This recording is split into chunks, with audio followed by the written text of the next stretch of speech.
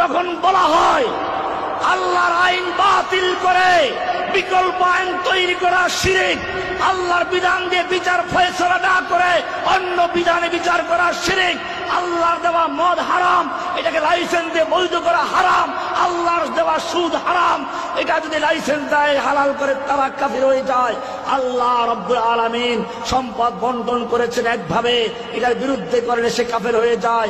আল্লাহর কোন আইনকে যদি কোনো ব্যক্তি হালালকে হারাম অথবা হারামকে হালাল মনে করে সে কাফের হয়ে যায়। রাস্তার মোড়ে মোড়ে মূর্তি বানালে তার সামনে দাঁড়িয়ে সেলুট দিলে সে মুশরিক হয়ে যায়। শহীদ মিনারের সামনে গিয়ে নীরবে দাঁড়িয়ে থাকলে সে মুশরিক হয়ে যায়।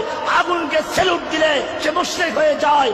আল্লাহর সংবিধানের পরিবর্তে সংবিধান তৈরি করলে সেও মুশরিক হয়ে যায়। এই ব্যাপারে তাদের কোনো কথা নেই। قل اللهم مالك الملك تؤتي الملك من تشاء وتنزع الملك ممن تشاء وتعز من تشاء وتذل من تشاء بيدك الخير انك على كل شيء قدير। সূরা আলে ইমরানের 26 নম্বর আয়াতে পরিষ্কার বলা হয়েছে قل اللهم مالك الملك, বলো সমস্ত ক্ষমতার মালিক কে। তুতিল মুলকা মান তাশাউ, তুমি যাকে ইচ্ছা তাকে ক্ষমতা দান করো। ওয়া তানজিউল মুলকা মিম্মান তাশাউ, আর যার থেকে ইচ্ছা ক্ষমতা ছিনিয়ে নাও।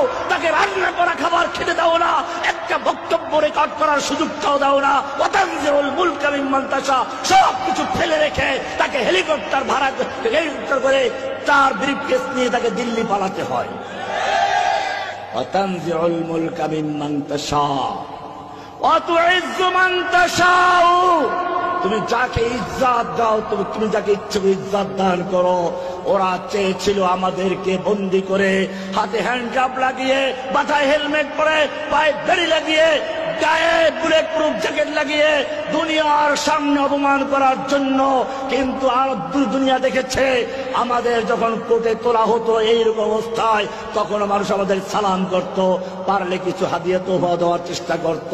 কিন্তু পক্ষান্তরে যারা আমাদেরকে হেলমেট পরিয়েছিল, যারা আমাদের হাতে হ্যান্ডকাপ লাগিয়েছিল, আল্লাহ রাব্বুল আলামিন আমাদের জীবদ্দশা দেখিয়ে দিয়েছেন। এখন তাদের মাথায় হেলমেট পড়েছে, তাদের মাথায় বুলেট প্রুফ রয়েছে।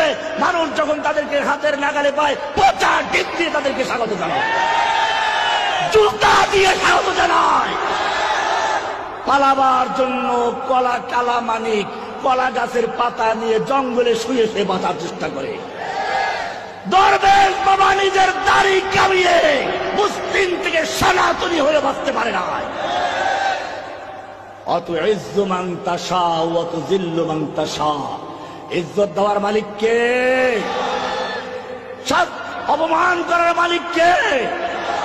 তোমার গণতন্ত্র বলে সকল ক্ষমতার মালিক জনগণ, তোমার আল্লাহ বলছেন ক্ষমতার মালিক আল্লাহ।